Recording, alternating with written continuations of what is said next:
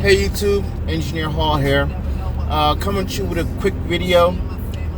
I was thinking while I was driving to work, like, there's people that message me on Facebook through Messenger, say, hey, you don't know me, but I want to get in the railroad. What should I do and how was it? Well, let me tell you. To start out in the railroad, just gotta go online. You will look for Norfolk Southern, the nscorp.com/employee, careers. Then CSX do the same thing. You do work for the New Jersey Transit, Amtrak, any type of railroad you can do, just go online.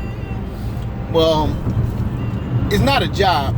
It's a lifestyle. It's a career. It's not a 9 to 5. It's not, I'm gonna go to work at 6 o'clock in the morning. I'm gonna get off maybe around 1 or 2. Nah, you're gonna do 6 hours. You're gonna do 8. You might do 12. You might do 14. So just be prepared to be out here, doing what you need to do to get the job done. When you go to these railroad schools, especially Norfolk Southern, it's very important that you know your signals, because signals tell you the condition of the track ahead, how fast you need to go, do certain interlocking switches and stuff. You need to know that. Then also operating rules, what you can and cannot do. Know how to do a class 1 brake test. When you're there, I know it's gonna be hard because you don't know nothing about it, nothing. The people that do model railroading or into railroad know something, might have a leg up, but they still don't know nothing. Because they see it, they don't know actually what's going on. So as you get their process, study, read, learn, take them quizzes and tests, pass them, then you get out in the real world, then you start working with conductors and engineers and RCO guys and utility men. They'll help you work on your technique. It's not just go in, lace the hose up and make a cut. No, it's more than that. You gotta get in there, lace the hose up. You gotta grab the hose a certain way, then couple it up. Then you use the angle cock. You can't just whip the angle cock open because that's your brakes. Remember, a sudden drop of air pressure dumps the train. Dumps the air out the brake pipe, then you got to sit there and charge the track up again. That may take, several minutes to do that. And it's not fun, especially if it's raining or snowing, it's cold outside. Also, even throwing a switch. You're not just pick the switch up, throw it. No, you got to pick it up with 2 hands. 2-step it over and let it down and pull up on the handle. Make sure it's in a keeper. If it's not in the keeper, yes, the switch may pop up if the rail car rolls on top of it, and it may pick the switch. Then you have it to rub in your hand. So it's a lot of things you had to keep in mind. When you're doing this job, and work on the technique of getting it done. Some engineers might say, "Oh, you running by the seat of your pants?" Nah, I think more lines of it's all on the wrist. All on the wrist. See, this is my wrist. My pimp hand. Get them ton of trains up and rolling. I didn't pop a knuckle yet. I've been an engineer full time now for about 3 years altogether. So I ain't pop a knuckle yet. I'm knocking wood.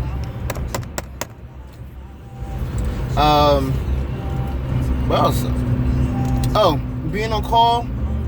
It's not always fun because you could be sitting at the party with your fiance, your homeboys, chilling with your mom, your grandma, and you might have a great time. Then that phone ring, you gotta answer it because that's how you make your money. And if you don't answer that phone call, 2 things gonna happen. 1, you had to talk to your train master to get your pit back available, and 2, you lost out your guarantee for 2 weeks. For the conductors, for 2 weeks. Engineers, same thing too. What else? then don't expect to make a whole lot of money when you first start out, because CTs make $600 a week straight. No matter if you work 6 hours, 12 hours, 14, doesn't matter. You still get the 600. When you mark up, you may get a little bump in pay, but it depends on what time of the year it is. It might be springtime. Where my location is running Stone is Stone trains are running. When it get cold, cut off, because the stone freezes in the car. Because when they load the stone, they drop water on it to keep the dust down, and the water cold freezes. Then you got a whole car full of frozen stone, and you can't dump it. You gotta wait till it thaw out. Some money. Then work clothes. Me personally, I buy from Duluth, because Duluth has very good quality shirts and work pants. They got a pants called Fire Hose Flex, which are actually like little stretchy pants, like it really stretches, which is very good, since you new guys will be conductors, climbing on and off the cars, making cuts, doing all types of activity. As an engineer, you sitting there, you got to be comfortable now. I'm comfortable every night. But if you can't afford it, get the stuff for sale. DuluthTrading.com. Best stuff. Make sure you got a reliable car, because you don't want to go to work and your car break down.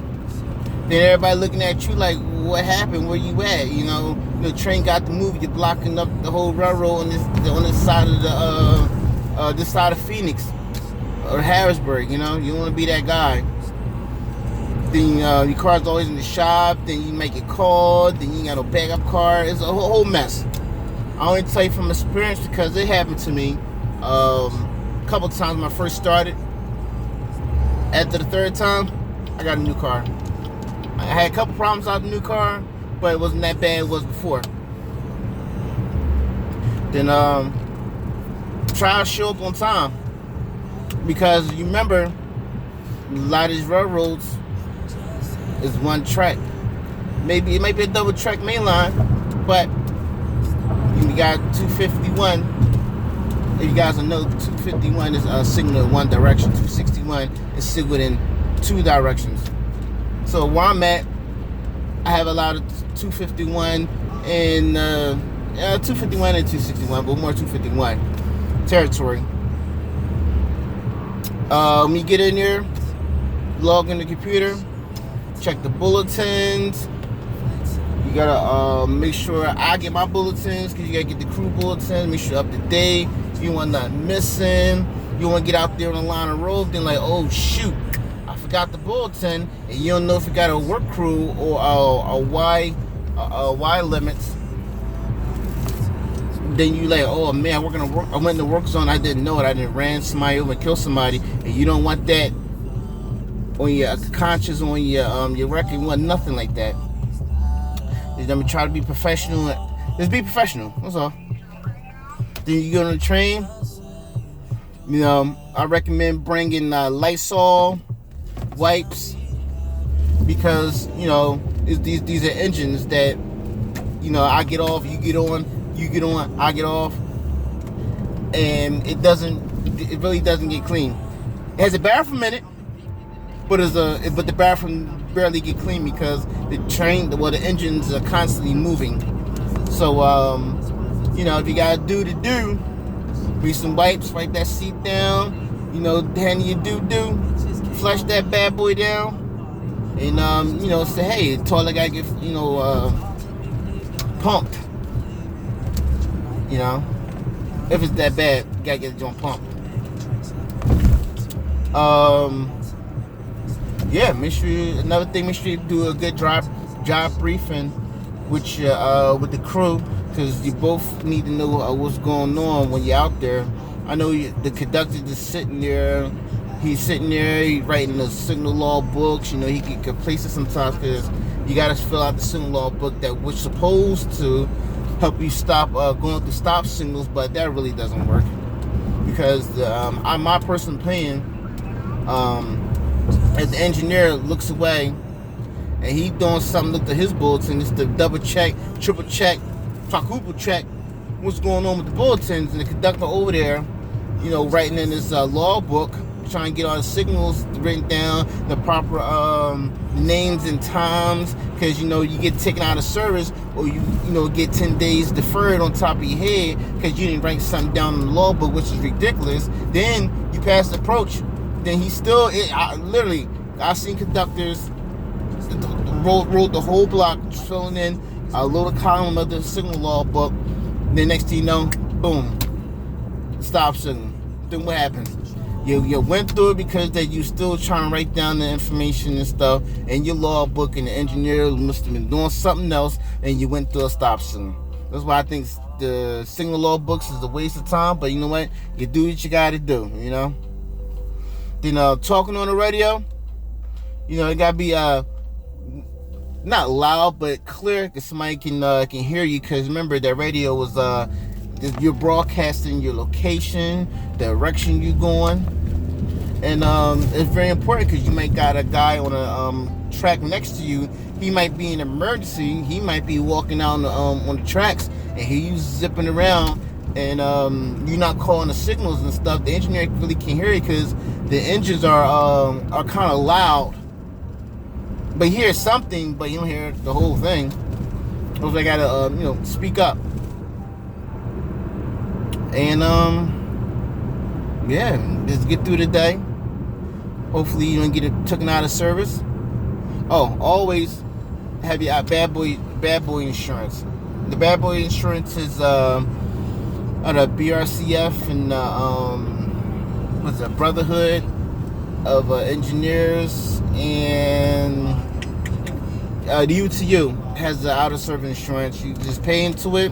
If you get taken out of service, you ain't had too much to worry about as far as the finances go, because your finances be taken care of, because you know you make so much, then you gotta live a certain lifestyle, or you're used to a certain lifestyle, and you know all of a sudden it's gone. Then you lose your house, your car, your apartment, you know, just stuff can cut off.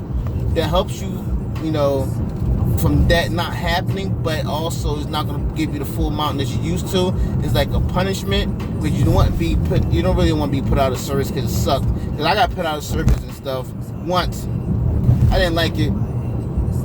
You know, I took it as a learning experience. So I don't get involved, or I don't say get involved. I don't do what I used to do to get in that situation. So, you know, after the day is over with, get back to the office, you tie up, you go home, you see you where you at on the list, you get first out when you get back, where you 10th out, you get to go home and see the wife, and then that's say, I'm coming home. But you come home to relax, get some sleep, and get ready for the next trip. Remember, it's not a job. It's not a 9 to 5. It's a lifestyle. Alright? I'm shooting this on my cell phone while I'm driving into work here at Abrams. Figured I'd throw you some that speak my mind real quick to you, let you know what's going on, because not going on, but and let you know some insight, because you know I get messages on Messenger and Google and stuff. I wrote a review on Google about the training center down in McDonough, Georgia. So, hope you found the video. Thanks for watching. Subscribe. And I'm always going to give you the truth. I ain't gonna lie to you. If you have any questions about operations, or you know how like the rebel works, I can give you my opinion, because where I'm at, I can tell you what happens here. But other places, they got all road trains. Here you got road trains, you got switches, you got yard jobs and stuff. So let me know. Talk to you.